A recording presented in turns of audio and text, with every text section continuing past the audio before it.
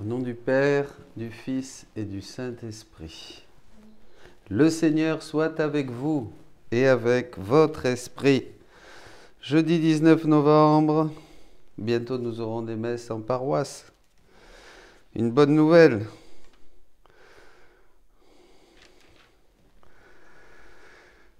J'espère. Vous aussi. Rien n'est certain tant que ça vient des hommes. Il n'y a qu'une chose qui est certaine, les décrets divins, la création, la rédemption et le don de la divine volonté. Préparons-nous, mes amis, forts de cette foi et de ces certitudes qui nous font vivre. Et demandons pardon au Seigneur pour ne pas reconnaître les signes des temps à cause de notre englument dans la matière, dans le sensible, dans le péché, dans nos soucis. Nous ne discernons pas les signes des temps et nous serons surpris. Il viendra comme un voleur, pour les uns, pour les autres, pour tous. Demandons au Seigneur de nous rendre attentifs, que les yeux de notre cœur s'ouvrent, spirituellement bien sûr. Je confesse à Dieu Tout-Puissant. Je reconnais devant mes frères que j'ai péché, en pensée, en parole, par action et par omission. Oui, j'ai vraiment péché. C'est pourquoi je supplie la Vierge Marie, les anges et tous les saints, et vous aussi, mes frères, de prier pour moi le Seigneur notre Dieu. Que Dieu Tout-Puissant nous fasse miséricorde, qu'il nous pardonne nos péchés et nous conduise à la vie éternelle. Amen. Seigneur, prends pitié. Ô Christ, prends pitié. Seigneur, prends pitié. Prions le Seigneur.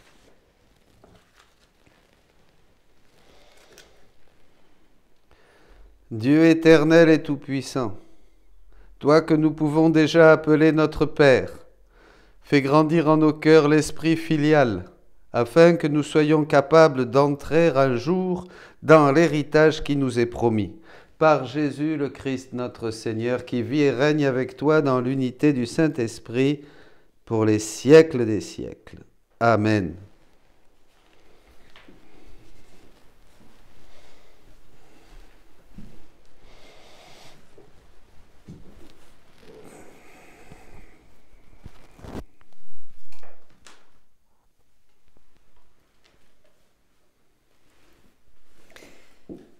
Lecture de l'Apocalypse de Saint Jean. Moi, Jean, j'ai vu dans la main droite de celui qui siège sur le trône un livre en forme de rouleau, écrit au-dedans et à l'extérieur, scellé de 7 sceaux. Puis j'ai vu un ange plein de force qui proclamait d'une voix puissante : « Qui donc est digne d'ouvrir le livre et n'en briser les sceaux ?» Mais personne, au ciel, sur terre ou sous la terre, ne pouvait ouvrir le livre et regarder. Je pleurais beaucoup parce que personne n'avait été trouvé digne d'ouvrir le livre et de regarder.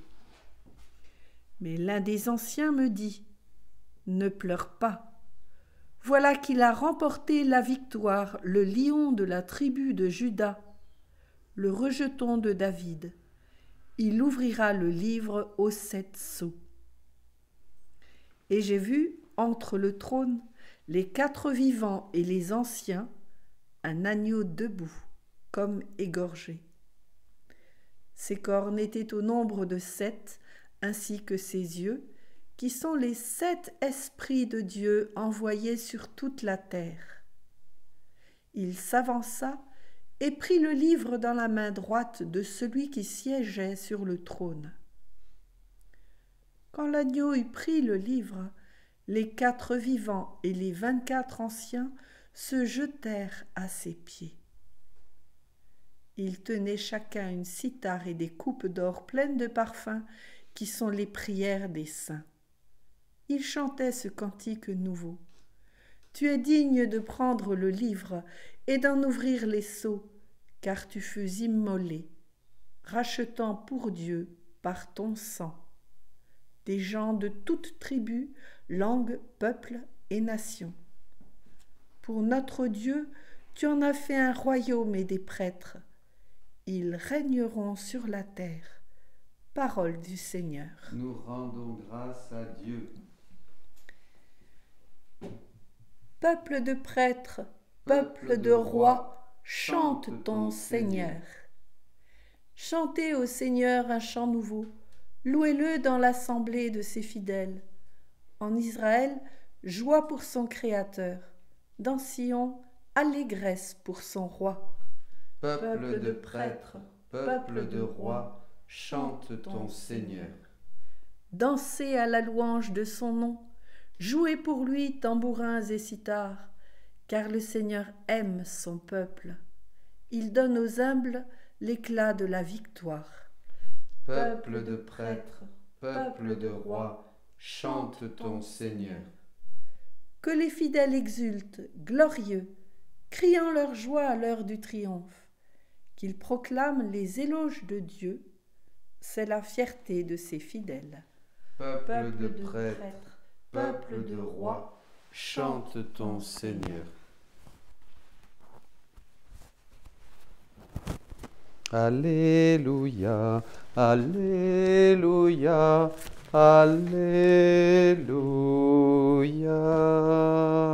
Aujourd'hui ne fermez pas votre cœur, mais écoutez la voix du Seigneur. Alléluia, alléluia, alléluia. Le Seigneur soit avec vous et avec votre esprit. Lecture de l'Évangile de Jésus-Christ selon saint Luc. Gloire à toi, Seigneur. En ce temps-là, lorsque Jésus fut près de Jérusalem, voyant la ville, il pleura sur elle, en disant « Ah, si toi aussi tu avais reconnu en ces jours ce qui donne la paix, mais maintenant cela est resté caché à tes yeux. Oui, viendront pour toi des jours où tes ennemis construiront des ouvrages de siège contre toi, t'encercleront et te perceront de tous côtés, presseront de tous côtés. Ils t'anéantiront, toi et tes enfants qui sont chez toi, et ils ne laisseront pas chez toi pierre sur pierre, parce que tu n'as pas reconnu le moment où Dieu te visitait. » Acclamons la parole de Dieu, louange à toi, Seigneur Jésus.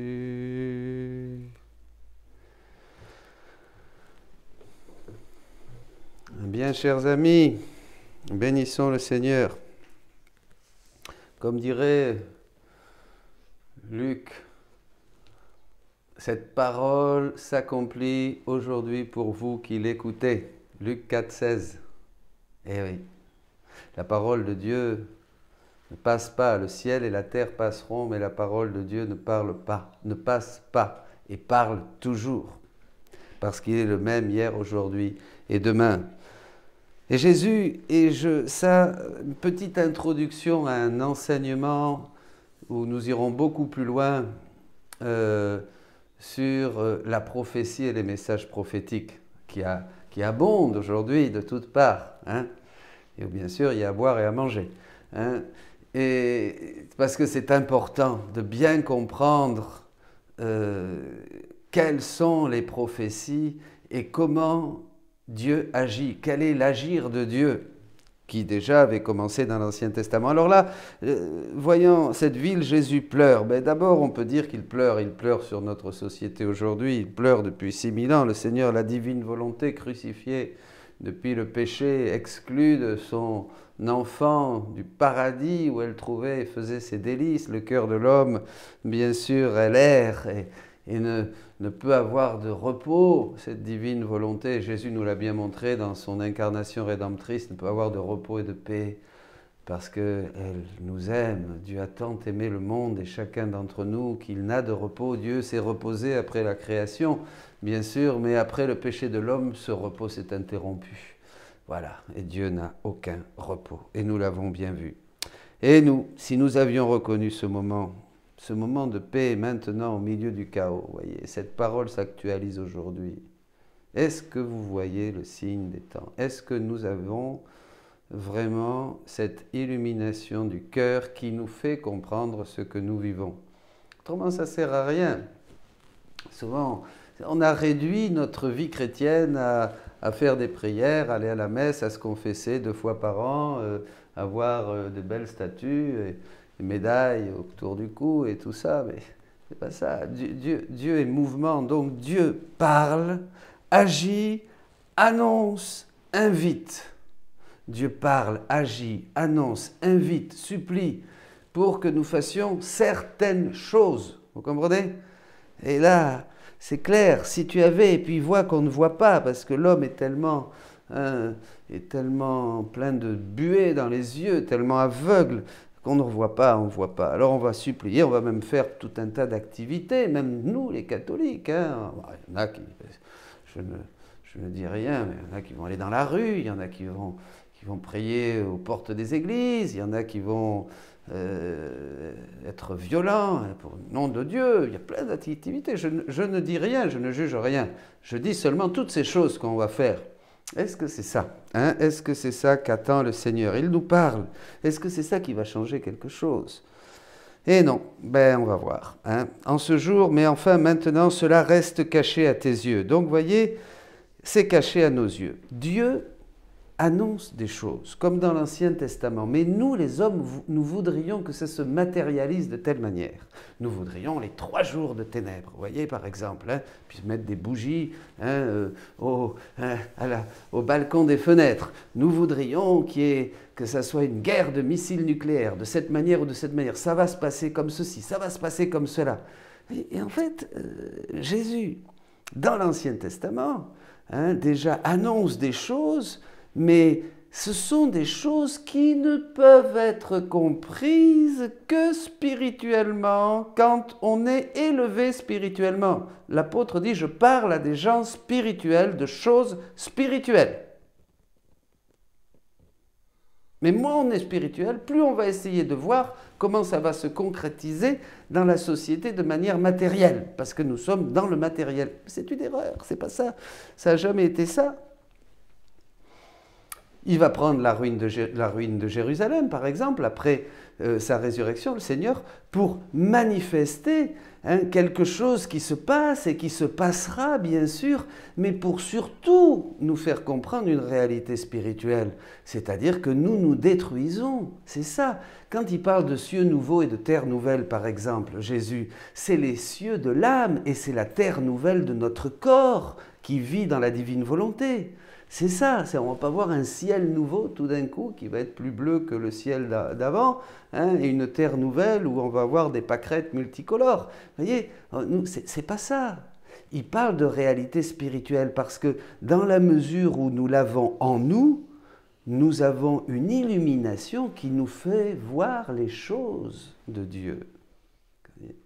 Pareil, il était dans Louisa, et à l'intérieur de Louisa, surtout après la communion, et le signe, et l'Eucharistie est le signe qui nous veut dans un dialogue intérieur, vous voyez, c'est à l'intérieur.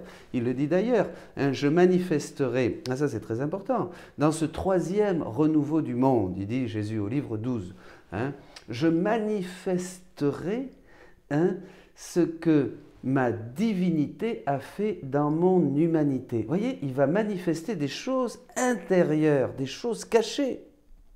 Nous, on voyait Jésus de l'extérieur. Voilà, on le voyait, petit bébé, poupon, dans la crèche de Bethléem. Dans les bras de Marie, on se passe le poupon, on le berce. On l'a vu après, grand Seigneur, faisant des miracles. On l'a vu dans le baptême d'abord, puis après on l'a vu à Cana, on a vu tout ça extérieurement, notre beau Jésus, d'il y a 2000 ans, vous voyez. Mais en fait, Jésus manifeste après, c'est pour ça qu'il reste avec nous dans l'Eucharistie, parce qu'il nous veut à l'intérieur, et il veut nous manifester des choses à l'intérieur pour nous spiritualiser, nous diviniser et nous faire voir comment s'accomplissent ces choses prophétiques dont il est obligé de nous parler et de nous parler avec des langages matériels. La ruine de Jérusalem, le potier, quoi encore? La terre promise où ruisselle le lait et le miel.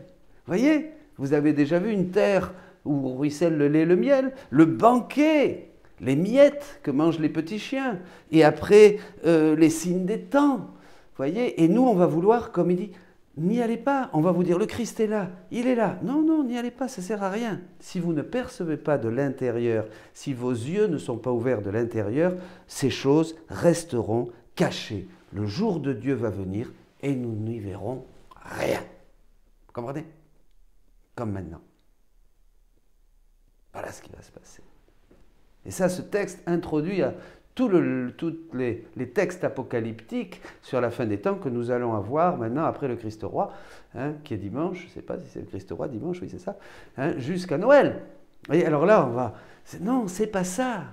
Le Seigneur va être obligé de prendre notre langage. Ils t'anéantiront, toi et tes enfants qui sont chez toi. Bon, il faisait allusion à la ruine de Jérusalem, bien sûr, mais ce n'est pas que tous nos enfants vont être zigouillés maintenant ou qu'il va y avoir des terroristes qui vont tous nous tuer. Vous voyez, même s'il y en a un par-ci et par-là, c'est pas ça. C'est surtout que nos enfants meurent spirituellement d'une mort qui est bien plus atroce que la mort du corps, parce que bienheureux ceux qui meurent dans le Seigneur comme martyrs, mais ceux qui ont une âme qui est tuée, qui est anéantie, qui est vidée de sa substance, si l'athéisme, comme un vampire, nous absorbe le sang, eh bien, ces enfants, nos enfants, feront partie d'une génération de paumés, ils n'auront plus la foi et ils seront ouverts à toutes les perversités, construiront des ouvrages de siège contre toi et t'encercleront et te presseront de tous côtés à toute cette oppression de cet athéisme guidé par le diable, voyez, de toutes les choses que manigancent les esprits mauvais pour détruire l'humanité, puisque c'est ça le plan du démon, c'est de détruire l'humanité. Comprenez? C'est son plan. Il n'y a rien d'autre qui l'intéresse. Vous voyez? Détruire l'âme, nous détruire de l'intérieur. Vous voyez? Donc, toutes les prophéties que nous allons voir, il faut demander au Seigneur cette intériorité, cette illumination, et justement, c'est ça le don de la divine volonté. Puisque dans la divine volonté, tout est réalisé. Jésus explique très bien tout cela à Louisa. Vous pouvez y aller, on donnera des citations. Parce que justement, il lui fait voir spirituellement ce qui se passe. C'est comme ça que nous devons voir les choses. Je parle de choses spirituelles à des gens spirituels. N'essayons pas de matérialiser les prophéties avec des images. Même si Dieu utilise des images pour nous parler, cela nous renvoie à autre chose, beaucoup plus intérieure, que seul Dieu, s'il habite en nous, s'il habite dans notre cœur, celui qui m'aime, nous viendrons en lui et nous nous manifesterons à lui, dit Saint Jean. Seuls ceux-là ont le sens des prophéties et peuvent interpréter les signes des temps et le faire partager aux autres. Ça, c'est un enseignement très important. Et tout sera détruit parce que tu n'as pas reconnu le moment où Dieu te visitait. Eh bien, Dieu nous visite, mes amis. Dieu nous visite et il suffit d'ouvrir la télévision pour voir qu'il nous visite. Il suffit d'ouvrir la Bible pour voir qu'il nous visite. Il suffit d'ouvrir le livre du ciel pour voir qu'il nous visite. Dieu nous visite. Il nous parle à grands cris de mille manières. Demandez au Seigneur. Demandons au Seigneur d'ouvrir nos cœurs et de chercher là où il est. Si vous disent « il est là », n'y allez pas, dit Jésus. Ou « il est là », n'y allez pas non plus. Il est là. Allez-y, vous le trouverez. Soyez bénis.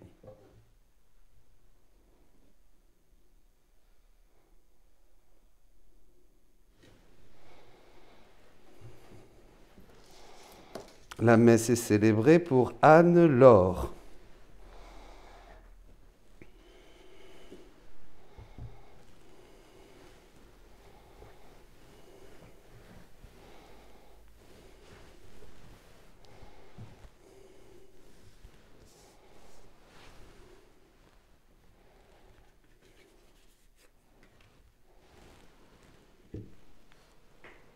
Tu es béni, Seigneur, Dieu de l'univers, toi qui nous donnes ce pain, fruit de la terre et du travail des hommes, nous te le présentons, il deviendra le pain de la vie. Béni soit Dieu, maintenant et toujours.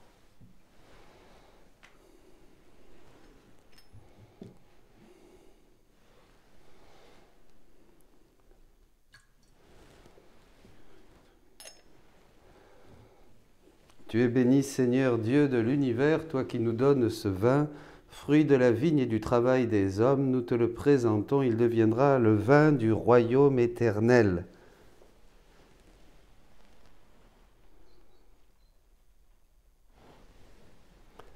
Lave-moi de mes fautes, Seigneur. Purifie-moi de mon péché. Prions ensemble, frères et sœurs, au moment d'offrir le sacrifice de toute l'Église, pour la gloire de Dieu et le salut du monde. Seigneur, tu as donné ces présents à ton Église pour qu'elle puisse te les offrir. Daigne les accueillir favorablement, qu'ils deviennent par ta puissance le sacrement de notre salut, par Jésus le Christ, notre Seigneur.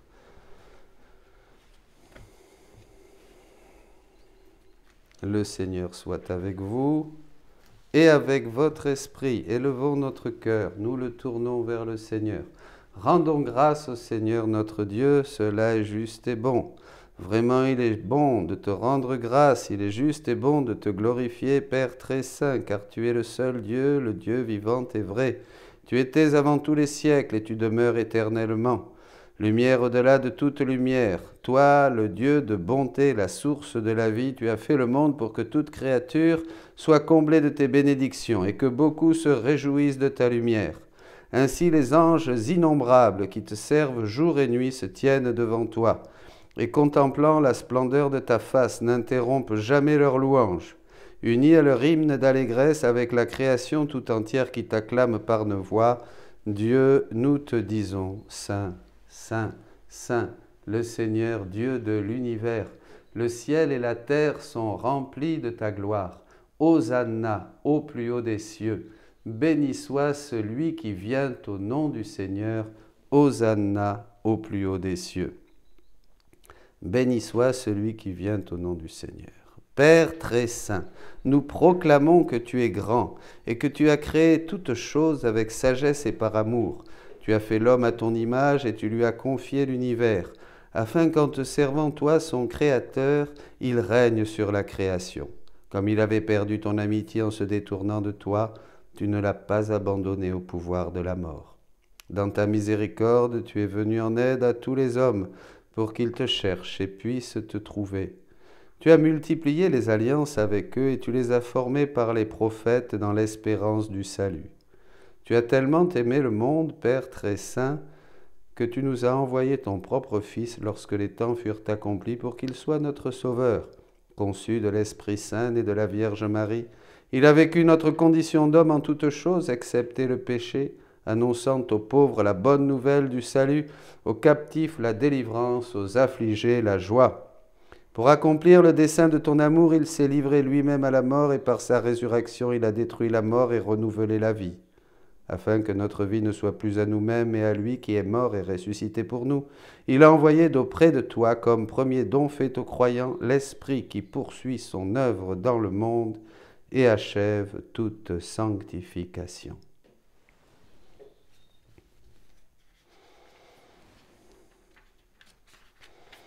Que ce même Esprit Saint, nous t'en prions, Seigneur, sanctifie ces offrandes, qu'elles deviennent ainsi le corps et le sang de ton Fils, dans la célébration de ce grand mystère que lui-même nous a laissé en signe d'alliance éternelle.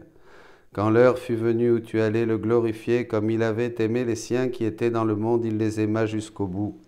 Pendant le repas qu'il partageait avec eux, il prit le pain, il le bénit, le rompit, et le donna à ses disciples en disant « Prenez et mangez-en tous. Ceci est mon corps livré pour vous. »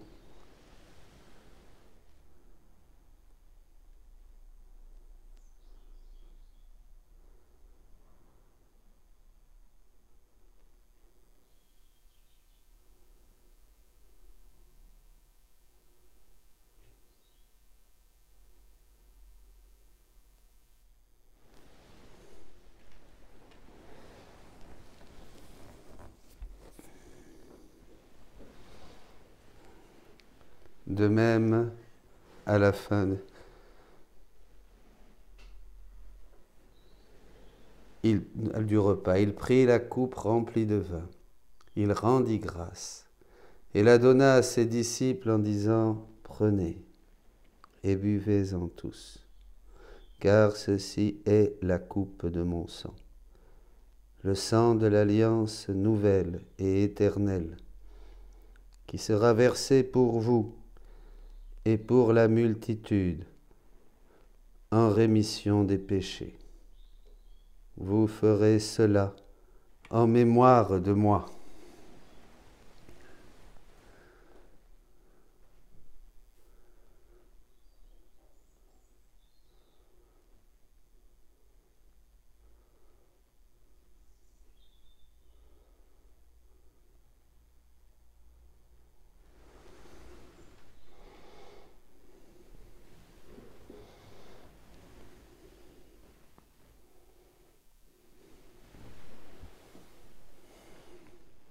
Il est grand le mystère de la foi.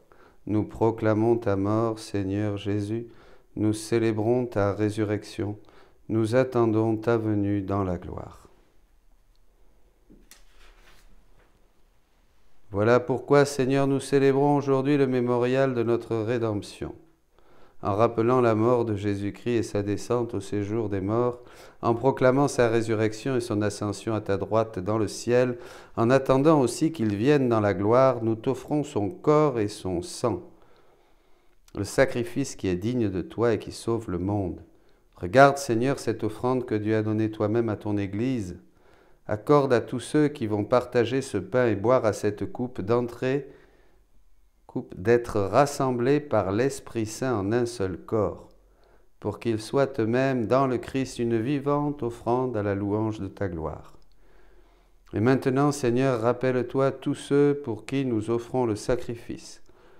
Le pape François, notre évêque Jean-Paul et tous les évêques, les prêtres et ceux qui les assistent, les fidèles qui présentent cette offrande, les membres de notre assemblée, le peuple qui t'appartient et tous les hommes qui te cherchent avec droiture. Souviens-toi aussi de nos frères qui sont morts dans la paix du Christ et de tous les morts dont toi seul connais la foi. Pour Anne-Laure, qui est vivante, et pour tous les défunts de sa famille.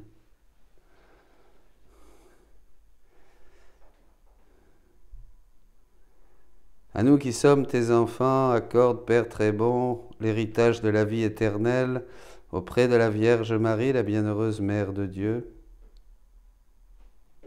avec Saint Joseph, son époux, auprès des apôtres et de tous les saints dans ton royaume, où nous pourrons, avec la création tout entière, enfin libérés du péché et de la mort, te glorifier par le Christ notre Seigneur, par qui tu donnes au monde toute grâce et tout bien. Par lui, avec lui et en lui, à toi, Dieu le Père Tout-Puissant, dans l'unité du Saint-Esprit, tout honneur et toute gloire, pour les siècles des siècles.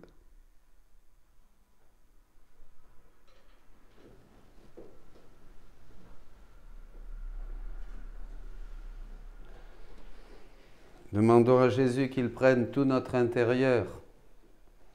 Ainsi, nous saurons ce que nous disons quand nous demandons que vienne son règne.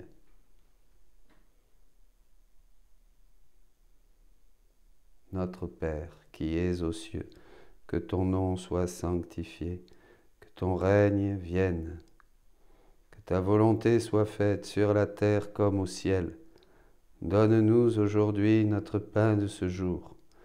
Pardonne-nous nos offenses, comme nous pardonnons aussi à ceux qui nous ont offensés, et ne nous laisse pas entrer en tentation, mais délivre-nous du mal. Délivre-nous de tout mal, Seigneur, et donne la paix à notre temps. Par ta miséricorde, libère-nous du péché. Rassure-nous devant les épreuves en cette vie où nous espérons le bonheur que tu promets et l'avènement de Jésus-Christ notre Sauveur.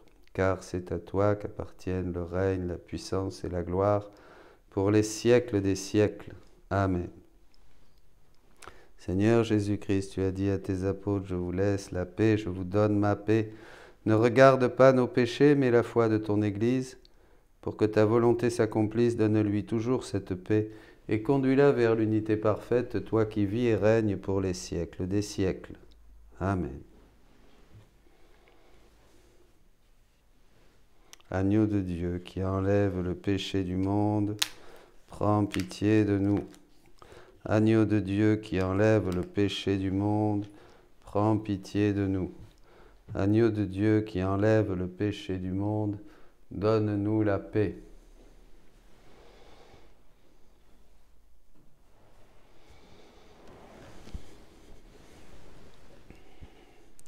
Heureux les invités au repas du Seigneur, voici Jésus-Christ, l'agneau de Dieu qui enlève le péché du monde. Seigneur, je ne suis pas digne de te recevoir, mais dis seulement une parole et je serai guéri.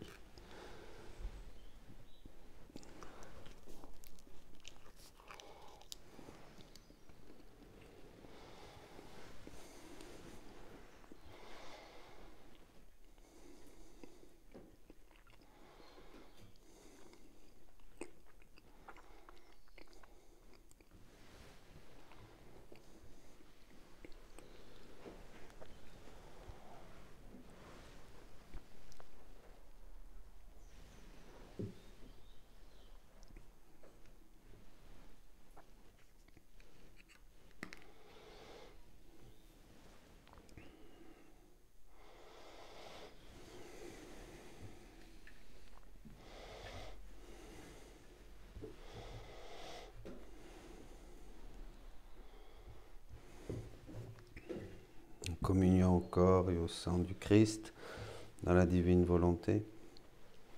Comme Jésus dit à Louisa, je peux vraiment me passer de prêtre. Heureusement que le Seigneur ne dépend pas de nous, les prêtres, pour vous donner tout ce qu'il veut vous donner, sa vie, tous ses attributs, tout son amour, sa divine volonté, tout. Jésus ne dépend de personne. Prions ensemble. Que cette communion à ton sacrement, Seigneur, soit notre délivrance et nous enracine dans ta vérité par Jésus le Christ, notre Seigneur. Amen.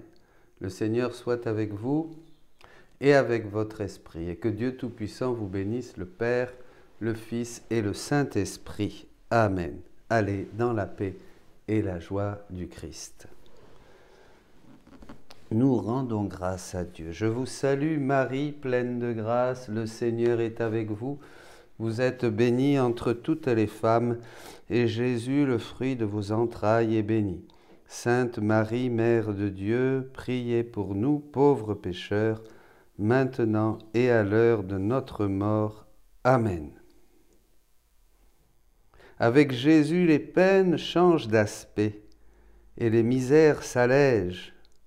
De nos souffrances, de nos misères et de nos faiblesses surgissent les plus belles conquêtes, les richesses célestes, la force de Dieu. Bonne journée.